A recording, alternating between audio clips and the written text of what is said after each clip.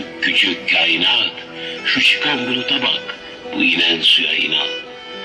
Sırtına Sakarya'nın Türk tarihi. Eyvah, eyvah Sakarya, sana mı düştü bu yük? Bu dava hor, bu dava öksür, bu dava büyük. Ne ağır imtihandır başındaki Sakarya. Bin bir başlıkla gelmiş, bu dünya böyle gider. Bana kefendir yatak. Kurulmuştur. Kendisi 28 Şubat yargısı tarafından Çevik Bir ile aynı gün cezaevine alınmıştır. 28 Şubatçı Paşa Çevik Bir şu an serbestken gazeteci yazar Şükrü Sak halen cezaevindedir. Biz bugün burada bir özgürlük platformu olarak 28 Şubat sürecinde briefing yargı tarafından idama mahkum edilen, 16 yıllık esaretinin son 9 yılın tecrit altında geçiren, 58 telif eser sahibi Salih Mirzabioğlu başta olmak üzere o dönemde haksızlığa ve hukuksuzluğa uğrayan tüm Müslümanların haklarının iadesini istemek üzere toplanmış bulunuyoruz. Değerli kardeşlerim, kendi tabiriyle 28 Şubat'ın 17. yılı. Aslında oraya bir atıfta daha bulunalım. 28 Şubat'tan 4 ay sonra aslan olan oldu. 28 Haziran'da oldu. Ne olduysa onu da bilesiniz. O da işin bir kapağı idi. Kıymetli kardeşlerim, biz dünyaya 1000 yıl nizamet vermiş bir milletin, bir ecdadın torunlarıyız. Hem de adaletle nizamet vermiş. Şimdi burada toplanmamızın sebeplerinden bir tanesi de sırf düşüncesini ifade ettiği için, sırf fikrini ifade ettiği için zindanlara atılmış bir kardeşimizi de yad ediyoruz. Öncelikle fikir ne zaman suç olmuş? Adem Aleyhisselam'dan bu tarafa düşünce ne zaman suç olmuş? İnanç ne zaman suç olmuş? Düşündüğünü ifade etmek ne zaman suç olmuş? Veya inandığı gibi yaşamak ne zaman suç olmuş? Bunların hepsini çok iyi bir şekilde tetkik etmemiz lazım. Öncelikle ülkemizde olan bir olaydan bahsettikten sonra, garabetten bahsettikten sonra, insanlığa huzur veren İslam devleti Osmanlı gittikten sonra 64 parçaya bölünen İslam aleminin bugün çekmiş olduğu şeyleri görüyoruz.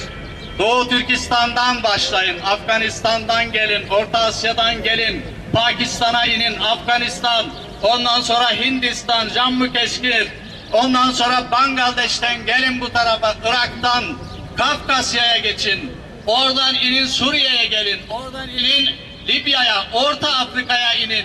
Daha hangisini sayalım? Filistin'de bugün Mescid-i Aksa'nın kapısının önünde İsrail askerleri sen Cuma'ya girebilirsin, sen giremezsin diye ayırıyor. Buna dikkat etmemiz lazım. Biz ne zaman birliğimizi kaybettik, bu şeyler başımıza gelmeye başladı. Yeniden birliğimizi kurmadan, yeniden İslam birliğine ulaşmadan bu şeylerin hiçbirisi ortadan kalkmaz. 2000'li yılların başında mecliste olan bir olayı söyleyeyim size. Efendim, bugün de çıkıyor, kısmi aflar çıkıyor, az sonra değineceğim. Genel af çıktı. Bu genel affı o zamanın başbakanı meclisten çıkmış genel affı ilan etmek için meclise kurulmuş kürsünün önüne geldi. Önüne sizin gibi efendim basın mensupları da geldi.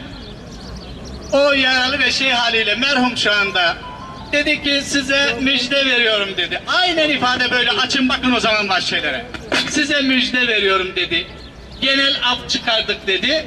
Evet, gazeteciler söyledi. Yalnız bir suçu affetmedik dedi. Bütün suçları affettik, bir suçu affettik. Neydi o affedilmeyen suç sorulduğunda da düşünce suçunu affetmedik dedi. Bu Türkiye Büyük Millet Meclisi'nden çıkmış bir kararın o zamanki Türkiye Cumhuriyeti Başbakanı'nın açıklamasıdır. Şimdi affınıza sığınarak söylüyorum. Şuraya bir bakın bakalım. Ne görüyorsunuz burada? Herkes çıkmasını istiyor. Çıkmasını istiyorsan sen eşkıyayı getirip bir tırın önünde mahkeme kurup silahlarıyla beraber affetmesini biliyorsun da sen niçin bu insanın haksız yere yatan bu insanı çıkarmasını bilmiyorsun? Kimi aldatıyorsunuz? Kimi yanıltıyorsunuz? Burada bu millette hiçbir şekilde dalga geçilmesin.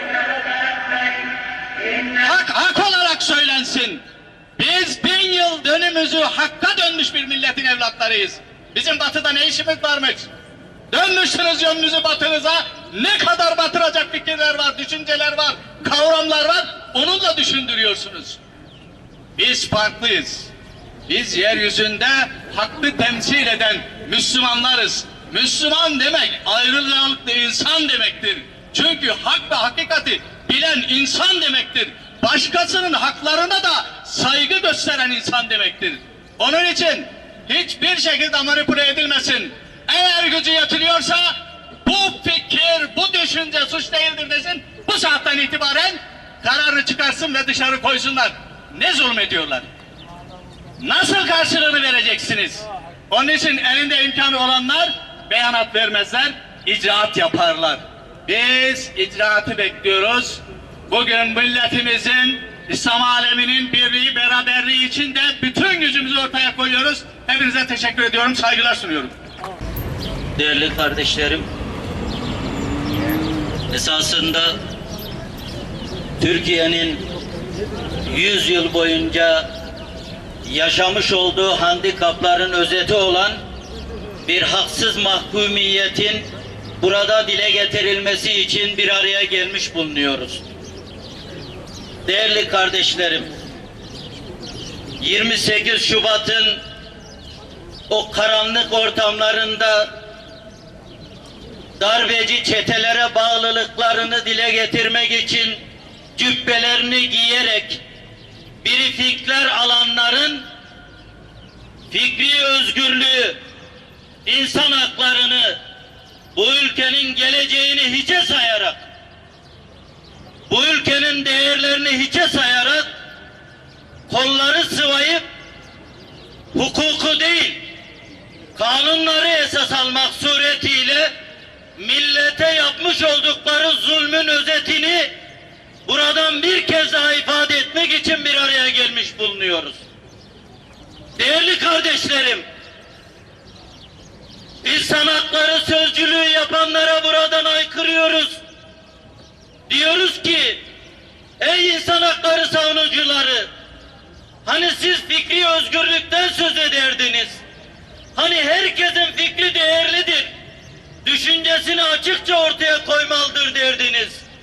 Salih Mirza Beyoğlu neyi ifade etti? Fikirlerini söylemekten başka ne yaptı? Yoksa kokuşmuş sistemin kirli yapılarını 15 yıl önce ifade ettiği için mi mahkum edildi? Bugün konuşulanların, bugün o gün olup bitenleri ifade edenlerin söylediklerini o gün söyledikleri için mi mahkum edildi? Arkadaşlar, bu kirli tuzağın ortadan kaldırılması için 100 yıldır bize giydirilmiş deli gömleğini atmak için bu mahkumiyetlerin sonlanması lazım. Bunun için de hep birlikte biz şunu diyoruz: adil yargınız varsa yargılanmaya da hazırız. Ama adil yargı istiyoruz. Böyle keyfi uygulamalarla insanları demir parmakların arkasına, parmaklıkların arkasına atarak fikirleri, düşünceleri kişilerin üzerinden mahkum etmek istiyorsanız bu kirli oyunu bu millet bozacak inşallah. Bunu haykırmak için buradayız. Bunun için de değerli kardeşlerim, hiç unutmayalım. Gündem ne olursa olsun zalimlerin sonu gelmeli. Zulmedenler bu memleket üzerindeki haksız tahakkümlerini, arka plandan ülkenin geleceğine kasteden tavır ve davranışlarını hep birlikte sonlandıracağız. Ve diyeceğiz ki bu millet, bu memleket hepimizin ve hep birlikte bu millet adına söz söyleyenlerin cesaretle konuşmalarını mahkum etmek için yapılan bu kirli oyunları, bu mahkumiyetleri hep birlikte sonlandıracağız inşallah. Böylece ülkemiz insanca yaşamın, herkesin düşüncesini özgürce ifade ettiği bir ortama kavuşacak ve inşallah ülkemizdeki gerçekleştireceğimiz o uygun ortam İslam dünyası içinde, insanlık içinde, bütün soydaşlarımız içinde, bütün dindaşlarımız içinde bir ümit ışığı olacak. Ama unutmayalım, bizler alanlarda konuştuğumuz birkaç cümleyle kalırsak, bu problemlerin çözümü için heyecanla, cesaretle tavrımızı ortaya koymazsak, bu hainler çok tuzaklar kurmayı bilirler. Bunların en iyi bildikleri iş, arkadan dolaşarak, bazen sureti haktan gözükmek suretiyle, milletin üzerinde bir tasallut kurmak. Bunun tecrübelileri, bu oyunları hep birlikte bozmak, hep birlikte koyacağımız heyecan ve iradeye bağlıdır.